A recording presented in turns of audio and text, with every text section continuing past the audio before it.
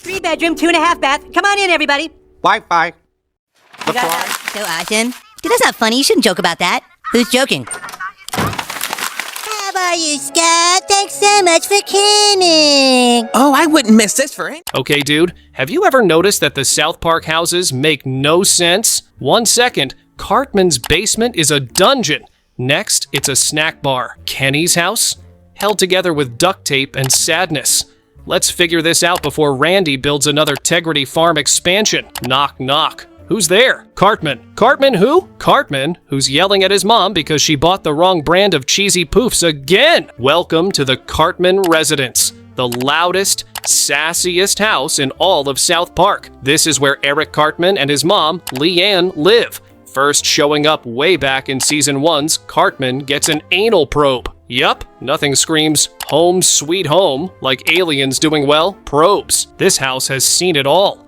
Sometimes it's a regular suburban home, other times it's basically a crime scene, and at least once it's straight up turned into a hot dog stand. Honestly, if Zillow tried to list this place, the description would just say, comes with free yelling child, bring earplugs. In City People, Cartman's family moved out and downgraded to a tiny hot dog-shaped home. Yes, you heard that right. They went from a house to a wiener. Insert immature hot dog joke here. Cartman definitely would. Then, just to make things weirder, the Prince and Princess of Canada moved into the old house during the worldwide privacy tour. Don't question it.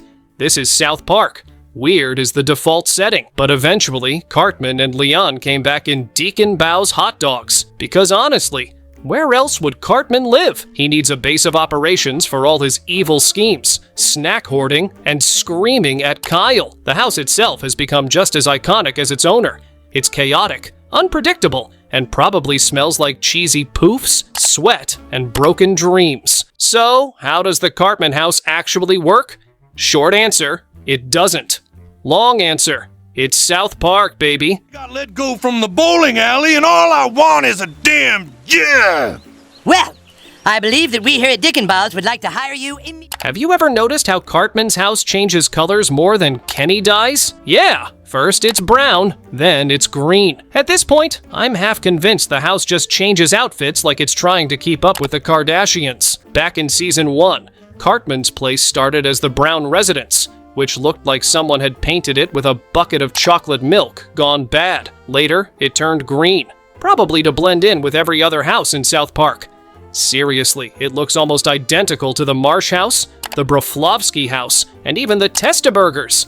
It's like the architect was copy-pasting houses on Microsoft Paint. Step inside, and things don't get less weird.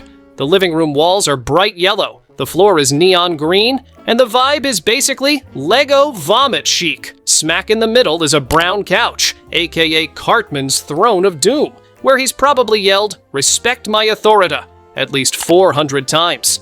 Above it, there's a painting, because even Cartman's mom thought one corner of the house should look cultured. And let's not forget the lamp, which exists purely so Cartman can ignore it while watching Terrence and Philip marathons. This living room has been the background for endless Cartman meltdowns, evil schemes, and snack hoarding. You know how most homes have family memories? Yeah, this one just has trauma and cheesy poof crumbs under the cushions. So whether it's rocking its brown poop chic look or its trendy green outfit, Cartman's house is more than just a building. It's the chaotic heart of South Park. Honestly, the house deserves its own spin-off show.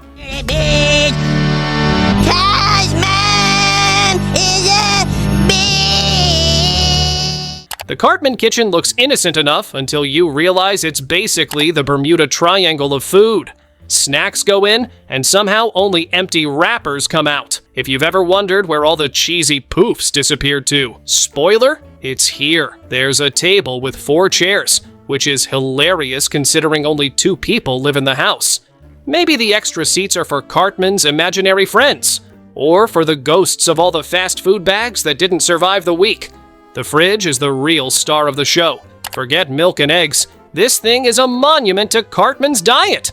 Buckets of KFC, half-melted popsicles, and a tub of mayo that's probably older than the show itself. Open the freezer, and you'll find a secret stash of Cookie Crisp cereal buried under the frozen vegetables, untouched since the Clinton administration. The stove? More like a prop. Pretty sure the only time it's been turned on was to heat a Hot Pocket badly. Poor Leanne probably uses the oven for tea while Cartman yells from the couch about how he's starving to death. And those cabinets? Full of dishes that no one uses. Because who needs plates when you can just eat straight from the bag? That's efficiency, baby. So yeah, Cartman's kitchen isn't just a place to cook. It's a full-on comedy sketch. It's where laziness and snack addiction collide in glorious, greasy harmony. Honestly, it could have its own spin-off show. Iron Chef, South Park, the Microwave Edition. These giant glass double doors lead to the unfinished backyard. Plenty of room here for a pool or a horse stable. This is just one of the amazing properties we have at South Park Realty Group. We've got other great listings like Craig's house, Wendy's house, and my personal favorite, Cartman's room is less of a bedroom and more of a museum of bad decisions. First thing you'll notice? The bed. It's somehow way too small for a kid who's built like a beanbag chair. But hey, it holds up, probably thanks to years of reinforced springs. On top sits his beloved Polly Prissy pants doll, staring into your soul like it knows all your secrets. Next up, Clyde Frog. This little stuffed frog has been through more drama than most soap opera stars.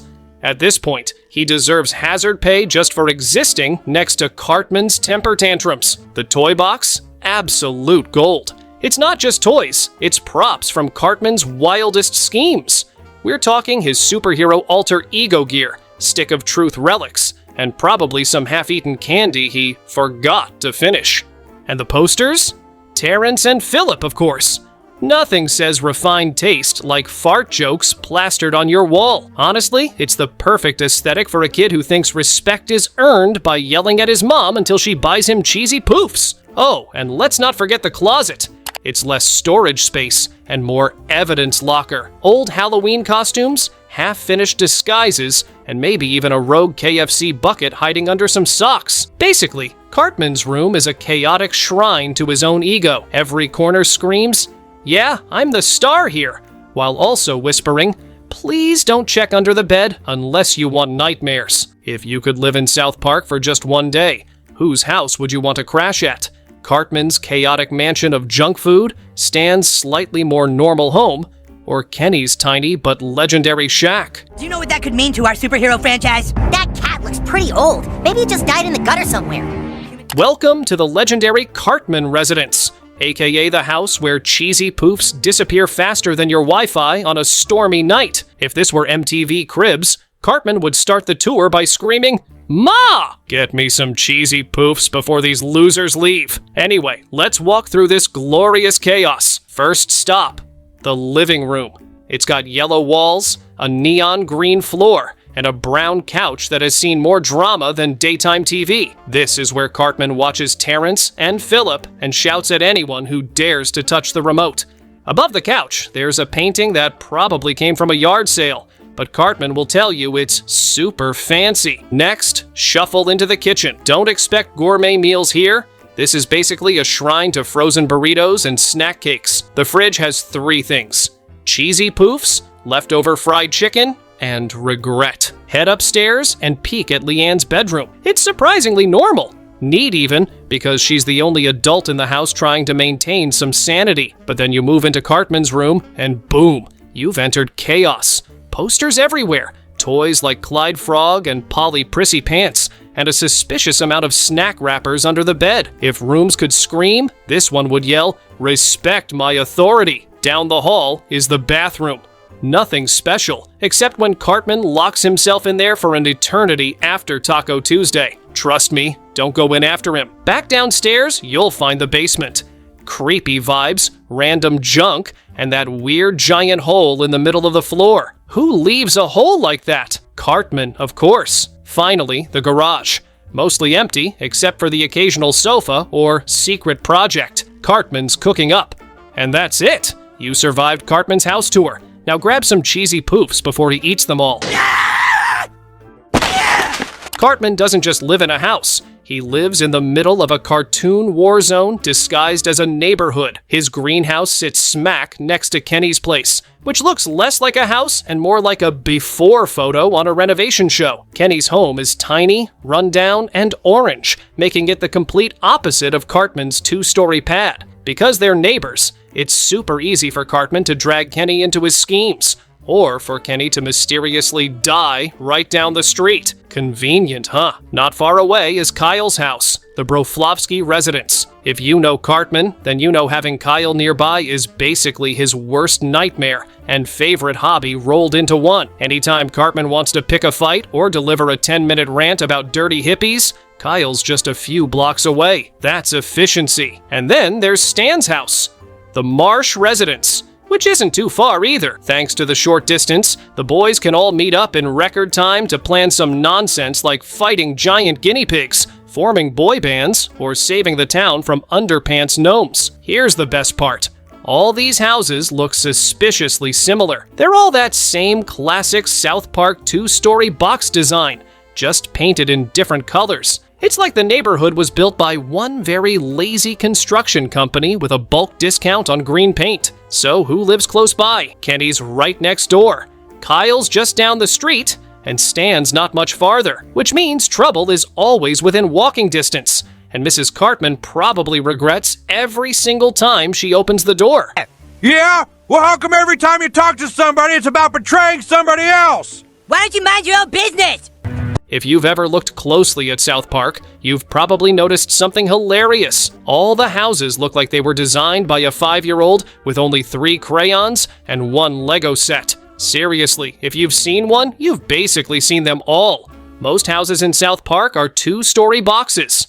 That's right, just a big old rectangle plopped on the ground with a triangle roof like you draw in kindergarten. They usually come with a garage on one side, a driveway for a car that may or may not work, and a small yard that almost no one ever uses, except for random alien landings or raccoon fights. Color is the only real difference. Stan's house? Blue. Kyle's house? Green.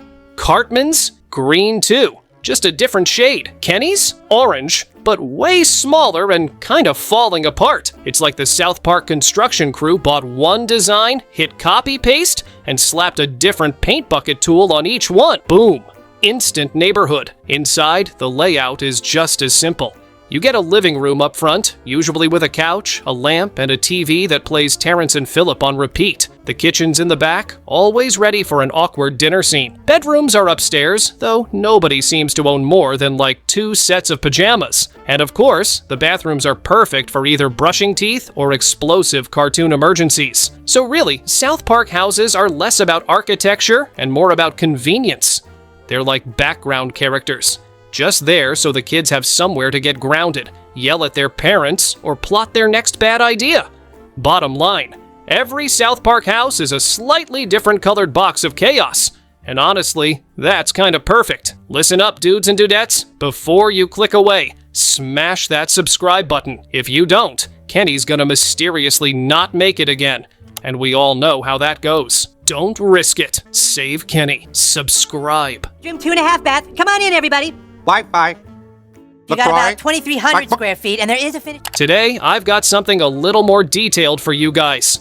We're not just building one house. We're building the 4 main South Park houses. Yep, Stan's, Cartman's, Kyle's, and Kenny's. By the end of this video, you'll have the whole gang living right down your block in Minecraft. Now, before we dive in, make sure to leave a comment if you've got ideas for other cartoon, video game, or even movie builds you'd like to see next. I always check the suggestions, and I'd love to know what you want me to make. So, here's the deal. You'll need a good amount of space lined up for this row of houses, and I'll walk you through all the materials as we go. First up, we're starting with Stan's house. This one uses a lot of green terracotta for the walls, with those signature windows and a garage off to the side. The front steps and smooth stone driveway tie it all together, and the snow-covered roof with icicles really makes it feel like winter in South Park. Once Stan's place is done, it's actually super easy to move on to Cartman's house. Structurally, it's almost identical. You just swap the green terracotta for lime concrete. That's the main change, plus a couple of tweaks to the bushes out front. Boom! Suddenly Cartman's got his own spot right next door. Next up is Kyle's house.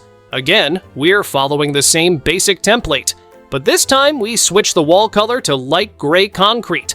Toss in a few oak leaves around the fence line, and Kyle's home is ready to go. At this point, you'll notice how the houses line up side by side. looking just like they do in the show. Finally, we come to Kenny's house. This one is different. Instead of being neat and polished, Kenny's place is smaller, scrappier, and surrounded by a rickety fence. It uses lime terracotta again, but the structure is simpler, with coarse dirt for the yard instead of clean stone paths. It really matches Kenny's rough around the edges vibe. By the time all 4 are finished, you'll have a perfect South Park street to drop into your city build. Honestly, it's a cool Easter egg and a fun project that ties your world together. So stick with me through the steps, follow along block by block, and soon you'll have Stan, Cartman, Kyle, and Kenny as your new Minecraft neighbors. And that's the tour, folks! But don't waddle off like Cartman chasing cheesy poofs. Click on the next video right now! Seriously, it's waiting for you, and it's even crazier than this one.